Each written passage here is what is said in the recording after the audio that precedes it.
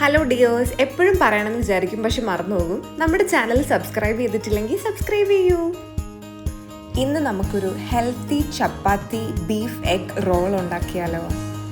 ആദ്യം അതിന് വേണ്ടിയിട്ട് ക്യാരറ്റും സവോളയും കുറച്ച് പച്ചമുളകും കൂടി അരിഞ്ഞത് ഒന്ന് നന്നായിട്ട് വഴറ്റിയെടുക്കണം. ഇത് നമ്മുടെ ചപ്പാത്തി റോളിൻ്റെ ഉള്ളിൽ വെക്കാനുള്ള സ്റ്റഫാണ്.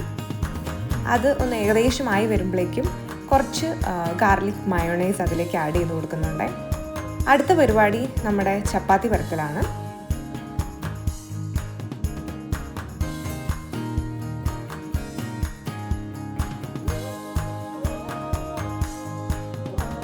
ചപ്പാത്തി നമ്മളൊന്ന് ചുട്ടെടുത്തു. ഇനി നമുക്ക് കുറച്ച് മുട്ട ഒഴിക്കാം. അത് ഏകദേശം ഒന്ന് ആയി വരുമ്പോഴേക്കും നമുക്ക് ബാക്കി നമ്മൾ റെഡിയാക്കി വെച്ചിട്ടുള്ള ഫില്ലിങ്സ് എല്ലാം അതിലേക്ക് ആഡ് ചെയ്ത് കൊടുക്കാം.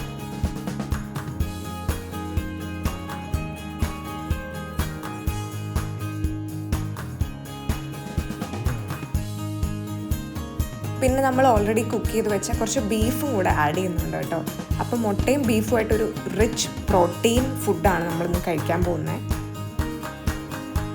കുറച്ച് ഹോം മെയ്ഡ് ടൊമാറ്റോ സോസ് കൂടെ അതിലേക്ക് ആഡ് ചെയ്ത് കൊടുക്കുക. ഇത് സിമ്പിളായിട്ട് ഉണ്ടാക്കാൻ.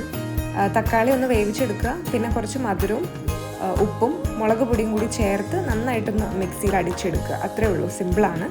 അതുകൂടി നമ്മൾ ആഡ് ചെയ്ത് കൊടുക്കുക. ഇപ്പം തന്നെ നല്ല ടേസ്റ്റി ആയിട്ടുണ്ടാവും.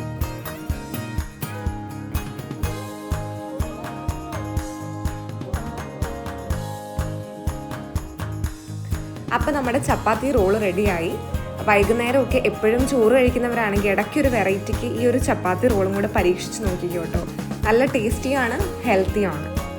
കാണാൻ വലിയ ഭംഗിയൊന്നും ഉണ്ടായിരുന്നില്ലെങ്കിലും നല്ല ടേസ്റ്റ് ഉണ്ടായിരുന്നു കേട്ടോ. അപ്പോൾ മസ്റ്റ് ട്രൈ. Bye bye.